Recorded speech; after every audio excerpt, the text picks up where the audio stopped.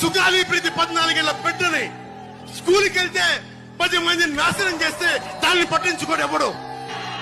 ఒక తల్లి ఇన్ని సంవత్సరాల నుంచి రోడ్ల మీదకి వచ్చి నా బిడ్డ చనిపోయింది, అత్యాచారానికి గురైంది, మానభంగానికి గురైంది, హత్యకు గురైందని కడుపు చించుకొని రోడ్ల మీద వస్తుంటే ఇక్కడున్న ముఖ్యమంత్రి ఒక్కరికి కూడా వారికి దృష్టి పడలేదు. వాళ్ళకి మన గవర్నమెంట్ ఫామ్ అవగానే ఫస్ట్ కేసు సుగాలి గురేసి చంపేశారు మానభంగం స్కూల్లో.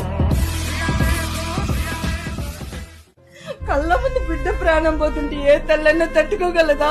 ఆ కంప్లైంట్ తీసుకొని పవన్ కళ్యాణ్ దగ్గరికి వెళ్ళి అక్కడికి వెళ్తే ఏం కావాలమ్మా మీకు? సార్ మా పాప చనిపోయింది నారాయణ కాలేజీలో అని చెప్పి మేము అన్నాం. అంటే ఇప్పుడు మీ పాప చనిపోయింది కదా, ఇప్పుడేమన్నా మీ పాపని ఎవరన్నా తీసుకొచ్చిస్తారా? అంటే ఇప్పుడు మీ పాప చనిపోయింది కదా, ఇప్పుడేమన్నా మీ పాపని ఎవరన్నా తీసుకొచ్చిస్తారా? అంటే అసలు కనీసం పిటిషన్ చదవనన్నా చదవాలి కదా.